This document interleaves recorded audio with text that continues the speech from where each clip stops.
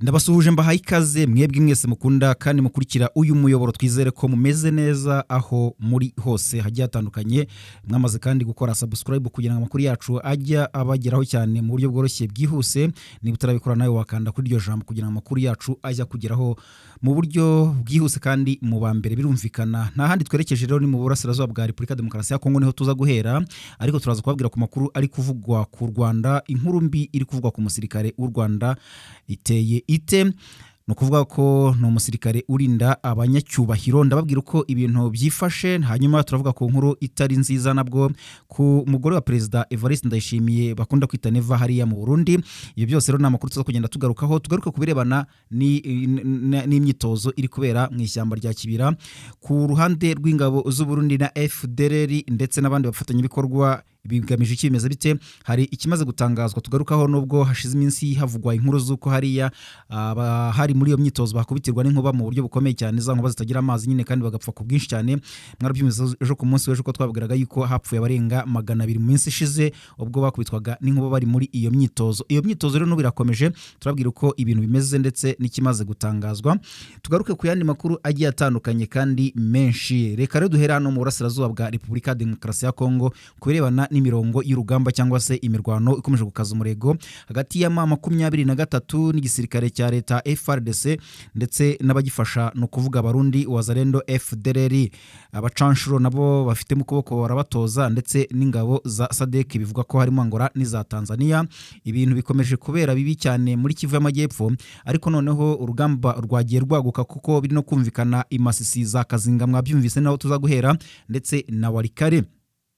reka duhere muri Kazinga mwabantu mwe nimbabwira ngo ahangaha ingabo za leta ya Repubulika Demokarasi ya Kongo n'abazifasha bahuye n'uruva gusenya wumve yuko ari ibintu bikomeye cyane ni byabaye ku munsi w'ejo ariko amakuru tugeraho agaragaza ko iyi mirwano yahanganishije M23 n'igisirikare cya leta yaguyemo wazalendo bagera muri 12 na makuru twabanje kugenda twitondera kugira ngo turebe ukuri kwayo abo 12 rero bakaba baguye mu bitero byanatumye M23 itwika pozisiyo cyangwa se ibirindiro bigera kuri 2 by'igisirikare cya leta cyane ngo byari birimo wazalendo hafi aho za Kazinga za Muremo aho 23 hakoze akantu ku buryo kugeza iyi saha mbabwira iyi nkuru Kazinga hose harimo abarwanyi ba M23 muri rusange n'imasisi aho rero kugeza ubu kandi ngo byatumye abasirikare ba FARDC basubiranamo na wazalendo barasana ku buryo nabo abagera mu 10 bahasize umutwe bitewe no kwitana ba mwana no kuvuga ngo icyatumye bashyamirana nuko bamwe bavugaga ko batumye urugamba barutsindwa ari urundi ruhande no kuvuga ngo harimo abarimo abasirikare ba FARDC barimo wazalendo barimo na FDLR hakaba n'aba FARDC gusa bonyine cyangwa se babindi bituvuga ngo ni ba original abo rero bashinja abarimo FDLR wazalendo na FARDC bashinjaga aba FARDC gusa kwigira kutajya imbere mu mirongo rugamba cyangwa se bakagaragaza ubugwari n'ubunebwe bityo rero bigatuma M23 ibashushubikana ikanabafatana position ebyiri cyangwa se 2 ndetse yemwe n'agace kakazinga kugeza ubwo ibirukanyemo ntihagire n'umwe uharangwa bituma rero basubiranamo barasana bikomeye cyane kugeza ubwo nabo abagera mu 10 gutyo bahasize umutwe bose hamwe urumva ko ari abantu bagera muri 20 rero ni ibintu bitoroshye na gatoya kugeza rero muri aya masaha amakuru agaragaza ko hariya mu gice cya Masisi nta masasu ari kuhumvikana icyarakora cyo harimo kurebana ayingwe hagati ya M23 ndetse n'igisirikare cya Repubulika ya Demokarasi ya Kongo ikindi kandi twerekeje ahitwa Warikare murizi ko hamaze iminsi naho humvikana amasasu muri teritwari ya Ikobo ahitwa mu bice bigiye bitandukanye byegereye aho ngaho n'ubundi Ikobo hari kugenda humvikana hari hamaze iminsi humvikana amasasu menshi ahitwa za Kanune rwose rero 23 yamaze kuharunda ingabo nyinshi ndetse n'ibirwanisho byinshi cyane intwaro ziremereye nini n'intoya izirasa mu ntera ndende ndetse n'izirasa mu ntera ngufi hose aho ngaho yashyize abasirikare benshi ibi rero aba basirikare bakaba bari guturuka mu bice birimo ngo za Miliki n'ahandi hagiye hatandukanye baza ngaha kwakora defense cyangwa se kwashinga ibirindiro intandaro yabyo rero ikaba ari uko M23 imaze iminsi ibona ko igisirikare cya leta n'abagifasha ziganjemo FDLR kubera ko ubundi hari abarikare abenshi bahari mu ruhande rwa leta ni FDLR nyuma yuko M23 ibashushubikanyije ibakura Rucuru ikabakura Masisi ikabakura mu bindi bice byegereye Igoma ahantu bahungiye ahenshi yego harimo no muri Kivu y'Amajyepfo ariko ahenshi berekeje iwarikare niho bakorera muri ayo mashyamba atandukanye bakaba bari kurwana umwenerezo bagira ngo M23 ibitabakura aho ngaho kuko ubuhungiro bwaba bari kugenda bubarangirana bityo bakaba bari kura ayo bacira nayo bamira. Aha rero niho M23 iri kugenda irunda ingabo n'ibirwanisho kugira ngo yizere neza ko umutekano wayo umeze neza. Hanashize iminsi ariko nanone abaturage bo muri warikare batabaza bavuga yuko bakeneye ko hano hashyirwa umutekano wihariye kuko ngo za FDLR zahashinze amabariyeri ku buryo inzira banyuramo bajya guhaha bajya ku masoko bajya mu kazi gatandukanye hose hajya hari bariyeri zashyizweho na FDLR uhanyuze akishyuzwa kugira ngo atambuke utabonye icyo yishyura akagirirwa nabi cyangwa se agasubizwa inyuma. Byose rero bakavuga ko biri gukorwa na FDLR kandi banafatanyije n'ingabo za leta ibikorwa bavuga ko bamaganira kure. Kugeza rero M23 yamaze kwashinga ibirindo cyangwa se amaze kwageza ingabo mu buryo bukomeye cyane. Abenshi bakavuga ko hano hanashobora no kuba havuka intambara ikomeye cyane mu minsi iri imbere kimwe nuko M23 imaze iminsi ibikora Lubero za Mambasa aho ngaho naho imaze iminsi hashyira abasirikare benshi iri kubikora kandi za Masisi ku buryo ubona ko M23 nayo iri kugenda yizera ko ahantu hatandukanye ha deployinze ingabo nyinshi. Ibi kandi bikurikiye imyitozo igenda ikorwa mu bihe bitandukanye ku ruhande rwa M23 hari za Rumangabo ifite ikigo cya gisirikare aho usanga mu bihe byashize mwaravyumvise ko noneho M23 yakiriye abasirikare bashya bagera mu bihumbi 10. Ntabwo ari ibintu bisanzwe rero ku mutwe nk'uyu nguyu. Reka twerekeze ahantu bita ntabwo tuhatinda cyane ahantu bita Uvira igihari n'ubundi nuko ingabo za leta n'abasirikare b'abarundi ndetse na FDLR na Wazalendo bakomeje kugenda bahashyira ingabo nyinshi ariko noneho amakuru agaragaza ko niba ari Kikango niba ari Cyoba simbizi bari kuva muri Ho Plateau muri ya misozi icungamiye Uvira bakajya gushinga ibirindiro ahandi hasa naho ari hasi. Rero amakuru agaragaza ko bashobora kuba bikanze ko M23 nayo iri kugenda ibinjirana buhoro buhoro ku buryo ishobora kubakorera ikintu gikomeye cyane rwose. Ubona ko ibyo byagabanyije umurego byo kugenda bakora ama defense ku bwinshi cyangwa se mu buryo bukomeye ntago iri gukorwa nkuko byari bimeze mu minsi isanzwe. Icyakora cyo ibitwaro bitandukanye biracyashinze ahantu hatandukanye nkuko byagiye bikorwa muri iyi minsi. Abasirikare baturukaga i Bujumbura baza kwiyongera kuba ari muri Kivu y'Amajyepfo kugira ngo bakore ibyo ngibyo.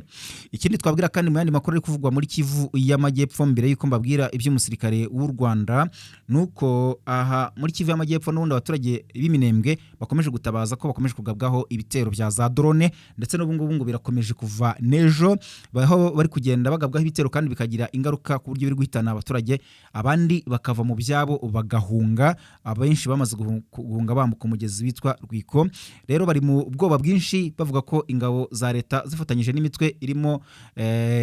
Wazalendo ndetse n'umutwe w'iterabwoba wa FDLR bakomeje kugenda babagirira nabi kandi bakanabatwarira imyaka n'ibindi bikorwa bitandukanye bakabyangiza. Hanyuma nibyo biri kuvugwa nta mirwano ikomeye iri muri Kivu y'Amajyepfo haba mu nkengero za Uvira ibigendanye no guhangana hagati ya M23 twirwana bafatanyije barwana n'ingabo za leta nta bihari hari gusa umwuka mubi. Tujye mu yandi makuru nuko ambasade y'u Rwanda muri Leta Zunze Ubumwe za Amerika yatangaje ko hari ushinzwe umutekano ushinzwe kurinda umwe mu banyacyubahiro b'u Rwanda uri muri Amerika wasagarariwe n'abashinzwe gucunga umutekano w'umugore wa Perezida Felix Antoine Tshisekedi wa Repubulika ya Demokarasi ya Kongo nyuma yo guhurira muri imwe muri hoteli z'i Washington hariya nyine muri Amerika. Iyi ambasade yemeje ayo makuru mu butumwa yanditse ku rubuga rwa X rwahoze ari Twitter. Reka wenda nsubiremo ubutumwa buragira buti umwe mu bagize itsinda ry'abashinzwe umutekano barinda umunyacyubahiro w'u Rwanda warucumbitse muri hoteli i Washington DC muri Leta Zunze Ubumwe za Amerika yisanze ahuye bitunguranye n'abashinzwe umutekano ba delegasiyo ya Repubulika ya Demokarasi ya Kongo muri koridoro ya hoteli ikoreshwa n'abashyitsi bose. Izo delegasiyo zombi zari zicumbitse muri hoteli imwe. Ambasade y'u Rwanda ivuga ko nyuma yo guhura n'abanyekongo ushinzwe umutekano w'u Rwanda utari ufite intwaro yabujijwe bya kanya gato n'abashinzwe umutekano w'uruhande rwa Kongo kugera kuri essentiel U Rwanda rero ruvuga yuko ibyabaye ari ibintu bitari ngombwa ndetse n'imyitwarire idakwiye kubera ahantu rusange nk'ariya. Gusa bungamo ko nyuma ikibazo cyaje gukemurwa nta kindi kibazo gikomeye gikurikiyeho, nta cyabaye wenda ngo habe haba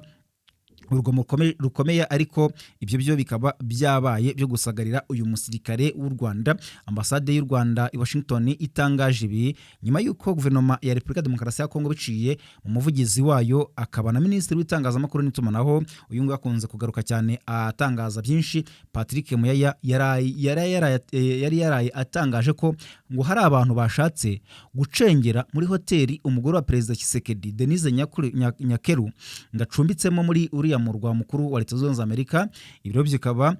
Muyaya yumvikanye ashyira mu majwi u Rwanda arushinja kuba ngo ari rwo ruri inyuma y'ibyo ngibyo ibyabaye. Hanyuma rero ambasade y'u Rwanda yasobanuye ko nyuma y'ibyabaye uruhande rw'u Rwanda rwafashe icyemezo cyo guhindura hoteli. Bahise bahindura hoteli, ariko mu gihe basohokaga bagenda bahuye n'ihohoterwa rishingiye kubafata amashusho no kubabangamira ryakozwe n'abantu batazwi.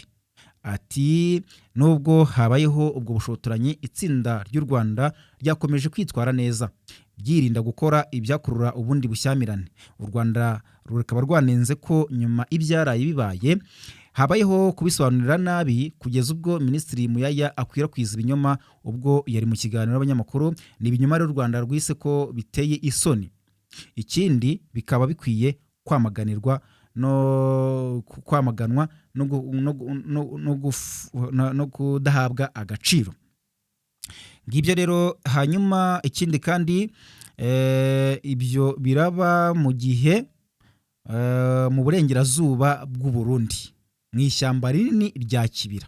riherereye muri komine ya Bukinanyana. Iri shyamba rya Kibira ubundi rimaze iminsi rivugwa, ntabwo ariko ari no muri iyi minsi gusa, no mu mwaka ushize n'uwawubanjije, bivuga ko hariya habera imyitozo ihuriramo ya mitwe irwanya u Rwanda, irimo za FRN, irimo za FDLR, bagafatanya n'imbonerakure zo mu Burundi ndetse n'abasirikare bamwe b'u Burundi bakakorera imyitozo, kuko ahangaha niho wigeze no guturuka ibitero byaje kugira nabi abaturage bo muri mu ntara y'Amajyepfo mu Rwanda, za Nyaruguru murabyibuka, za Nyabimata murabyibuka, aho hose hakaba haragiye hangizwa ibikorwa bitandukanye ndetse n'abaturage bamwe bakahagirirwa nabi. Ibi rero bikaba byarakozwe n'umutwe wa FRN. Hanyuma nyuma nibwo twaje kumva ko aha hakomeje kugenda habera imyitozo ihuriweho na FDL ndetse bafatanyije n'ingabo z'u Burundi. Aho kandi ku ishyamba rya Kibira hakaba hegeranye neza n'u Rwanda. Ni mu burengerazuba bw'u Burundi mu ishyamba rinini rya Kibira riherereye muri komine ya Bukinanyana, hamaze iminsi hagaragara ibikorwa bya gisirikare byagutse kandi bidasanzwe byatangiye mu ntangiriro z'ukwezi kwa kabiri 2026. Ibikorwa byateje impungenge mu baturage ndetse no mu bakurikirana ibya politike n'umutekano mu karere. Iri shyamba rya Kibira rifite akamaro kanini ku rwego rw'akarere kuko rihana imbibi n'u Rwanda, aho rikomeza mu Rwanda rikitwa Nyungwe Forest. Amakuru aturuka ahantu hatandukanye agaragaza ko iri riri gukorerwamo imyitozo ya gisirikare ikomeye cyane iyobowe n'ingabo z'u Burundi, ifite ubunini n'imiterere idasanzwe ugereranyije n'imyitozo isanzwe. Ndetse rwose nk'uko ejo twababwiraga, hari abaturage batangaje ko mubona abaturage baturiye hafi aho ngaho bavugaga ko abakorera imyitozo ngaho harimo abavuga Igifaransa, abavuga Igiswahili, abavuga Ikinyarwanda ndetse n'abavuga Ikirundi, bose bakaba bahuriye muri iryo shyamba. Bo banatangazaga ko harimo n'abo uruhu rwera bagaragara cyane mu batanga imyitozo, bisa naho ari abacanshuro. Hanyuma rero kugeza ubu ngubu nubwo ibi bikorwa bikomeje kandi bikaba bikomeje guteza impungenge, nta tangazo risobanutse riratangazwa n'inzego z'ubuyobozi ku rwego rw'akarere cyangwa se igihugu runaka. Abayobozi ba gisirikare bo mu Burundi bagarukira ku kuvuga ko ari imyitozo isanzwe, bo niko bavuga bati imyitozo isanzwe. Hanyuma nyamara ibisobanuro bitangwa bikaba bidahagije ngo bihumurize abaturage, kuko bakomeje kugira impungenge bavuga bati imyitozo isanzwe ni gute yabihuriweho n'ingabo zisa naho ari z'amahanga atandukanye. Ibimenyetso byinshi bikomeje gutuma hakekwa ko hari gahunda yihariye iri nyuma y'ibi bikorwa. Hari amakuru avuga ko hari abatoza b'abanyamahanga by'umwihariko nyine abo mu Bubiligi bafite ubumenyi mu myitozo igezweho, gukoresha za drone n'ibindi bitandukanye, byose bikaba biri aho ngaho. reka tujye kuri iyi nkuru imbi ku mugore wa perezida Evariste Ndayishimiye. Ndayita inkuru mbi kubera ko uyu mugore wa perezida w'u Burundi Angeline Ndayubaha Ndayishimiye akomeje guhabwa urw'amenyo, akomeje gusekwa cyangwa se guhabwa inkwenene ku mbuga nkoranyambaga nyuma yo kugera mu kibuga cy'indege muri Leta Zunze Ubumwe za Amerika akabura umuyobozi wa Amerika umwakira n'umwe rwose akisanga ari wenyine, ibintu biteye isoni. Hanyuma ibiro by'umugore wa perezida Ndayishimiye byatangaje ko yageze i Washington DC muri Amerika, aho yaragiye kwitabira inama ya Global Coalition for Childhood yita ku guteza imbere imibereho myiza y'abana. Ibi rero bikaba byarateguwe n'umugore wa Donald Trump, wa perezida nyine wa Leta Zunze Ubumwe za Amerika Melania Trump. Ndayubaha yageze rero muri Amerika, yahageze ubundi ku itariki 23 z'uku kwezi. Amashusho rero agaragaza ageze ku kibuga cy'indege ari wenyine, nta muyobozi n'umwe ugiye kumwakira nk'uko bisanzwe bigenda nyine ku banyacyubahiro. Birumvikana ubusanga baje kubakira n'indabyo n'iki n'imbyino, ibintu bitandukanye nyine, ukabona yuko umunyacyubahiro yahawe agaciro. Aha rero akaba yakiriwe n'abantu batatu bigaragara ko ari bo muri ambasade y'u Burundi muri Leta Zunze Ubumwe za Amerika, ariko nta wundi muri Amerika ugeze ukandagiza ikirenge aho ngaho aje kumwakira. Umwe rero mu bakoresha imbuga nkoranyambaga yagize ati, bavuga ko umugore wa perezida w'u Burundi yatume na mugenzi we wa Amerika, icyakora ibintu byarenze kuba urucantege, biba ibiteye isoni. Akigera i Washington nta muyobozi n'umwe wa Amerika wari ku kibuga cy'indege aje kumwakira, yarameze nk'umugenzi usanzwe, mbega ikimwaro. Rero ibyo ni byatangajwe n'umwe mu bakoresha social media cyane cyangwa se imbuga nkoranyambaga. Uyu muryango rero uyu muryango ufasha mu guhangana n'ibibazo by'abana bahura nabyo, ukabarengera ugateza imbere uburezi n'ubuzima bwabo kugira ngo abana bakurire mu buzima bwiza bubafasha gukura. Ibikorwa byateguwe ku itariki 24 nibwo byagombaga kuba nyine ku itariki no kuri 25, bikaba rero byibanda ku nsanganyamatsiko igaruka ku gutegura ahazaza bigizwemo uruhare n'inzego zitandukanye, byateguwe n'umugore wa perezida Trump akaba yitwa Melania Trump. Rero binatumirwamo n'abandi bagore b'abanyacyubahiro batandukanye, ariko n'abandi batari abagore gusa.